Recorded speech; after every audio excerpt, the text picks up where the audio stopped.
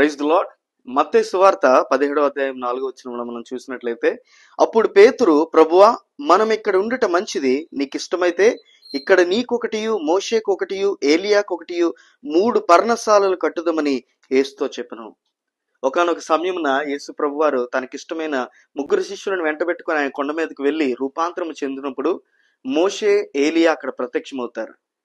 ఈ సినారియో అంతటిని ఈ పేతురు చూస్తున్నాడు. ఈ పేతురు ఎటువంటి స్వభావం కలిగిన వాడంటే చాలా యాక్టివ్ పర్సన్, చాలా త్వరగా గ్రహించే వ్యక్తి. చాలాసార్లు యేసు ప్రభువారు కొన్ని మాటలు పలికినప్పుడు పేతురు చాలా త్వరగా రిసీవ్ చేసుకునేవాడు.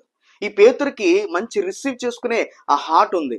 కాబట్టి ఇక్కడ దేవుని యొక్క మహిమ మేఘం అక్కడ ఉన్నప్పుడు, దేవుడు తన మహిమలో ఆ యొక్క రూపాంతరము చెందుతున్నప్పుడు, మోషే, ఏలియా అక్కడికి వచ్చినప్పుడు ఆ యొక్క ప్రత్యక్షతను ఈ యొక్క పేతురు అంతా గమనిస్తున్నాడు.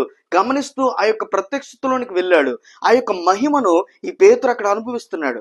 ఆ మహిమను అనుభవిస్తున్న పేతురు ఏం చెప్తున్నాడో తెలుసా? ప్రభువా, నీకొకటి, మోషేకొకటి, ఏలియాకొకటి పర్ణశాలలు ఇక్కడ కట్టేస్తాం, ఇక్కడే ఉండిపోదాం, ఇక్కడి నుంచి కిందకి వెళ్ళొద్దు, ఇక్కడి నుంచి కొండ దిగి వెళ్ళొద్దు. ఎందుకంటున్నాడు తెలుసా? మోషే తన యొక్క జీవితంలో మహిమను అనుభవిస్తున్న ఆ సమయంలో ఇక అక్కడి నుంచి వెళ్ళి మరలా తన యొక్క ప్రజలతో మహిమలోంచి మరలా అక్కడి నుంచి న్యాచురల్ రేలంలోనికి వెళ్ళడానికి ఇష్టపడలేదు. న్యాచురల్ గా ప్రజలతో ఉండడానికి ఇష్టపడలేదు. See, my dear friend, if you meet Jesus personally, you will experience the glory of God. ఎప్పుడైతే నీవు యేసు ప్రభువుని పర్సనల్ గా కలుసుకుంటావో నీవు దేవుని మహిమతో నింపబడతావు. పేతురు అక్కడ అన్నట్లే, ప్రభు మనం ఎక్కడే ఉండిపోతాం, ఇక్కడ నుంచి కదలొద్దు అని పేతురు చెప్పినట్లే, నీవు ఎప్పుడైతే దేవుని మహిమను అనుభవిస్తావో దేవునితో ఉండడానికి ఇష్టపడతావు. దేవుని యొక్క ఆలోచనలు నెరవేర్చడానికి ఇష్టపడతావు. దేవుడి యొక్క పనిని పూర్తి చేయడానికి ఇష్టపడతావు. దేవుడు యొక్క చిత్తాన్ని నీ జీవితంలో నెరవేర్చడానికి మాత్రమే నీవు ఇష్టపడతావు. కాబట్టి అటువంటి మహిమతో నీవు నింపబడాలంటే you have to meet Jesus personally. నువ్వు యేసుని పర్సనల్ గా కనుగొనాలి. యేసుతో నీవు నీ యొక్క జీవితాన్ని పర్సనల్ గా నీవు అనుభవించే ఆ యొక్క పర్సనల్ లైఫ్ స్టైల్ నీలో ఉండాలి. వ్యక్తిగతంగా దేవుడితో గడిపే సమయము చాలా ప్రాముఖ్యమైనది. ఆ సమయంలో మనం దేవుని యొక్క మహిమను పొందుకుంటాం, రూపాంతరం చెందుతాం. ఒక విధంగా చెప్పాలంటే మన యొక్క విశ్వాసము రూపాంతరం చెందుతుంది, మన యొక్క వ్యక్తిగత జీవితం రూపాంతరం చెందుతుంది, మన యొక్క ప్రార్థన జీవితం రూపాంతరం చెందుతుంది. There is a transformation in your personal prayer time. నీ యొక్క ప్రార్థన జీవితంలో, నీ యొక్క వ్యక్తిగత ప్రార్థన జీవితంలో ఒక ట్రాన్స్ఫర్మేషన్ అనేది ఉంది. రూపాంతరపు అనుభవంలోకి నీవు వెళ్ళాలని ప్రభు కోరుకుంటున్నాడు. దేవుని మహిమతో నీవు నింపబడాలని ప్రభు కోరుకుంటున్నాడు. ఎంత కాలం ఈ లోకంతో ఏకీభవిస్తావు?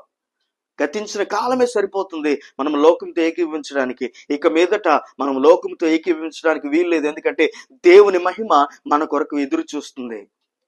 దేవుని యొక్క మహిమ మేఘము మనల్ని వెంబడించాలని ఎదురు చూస్తుంది. ఎప్పుడైతే నీవు దేవుని పర్సనల్ గా నీవు దేవునితో గడుపుతావో, ఎప్పుడైతే యేసు ప్రభుని పర్సనల్ గా నీవు దేవుని యొక్క మహిమను అనుభవించడానికి నీవు సిద్ధపడతావో, మహిమ మేఘము నిన్ను వెంబడిస్తుంది. దేవుని యొక్క మహిమ నీ మీద నిలిచి ఉంటుంది, నీతో ఉంటుంది.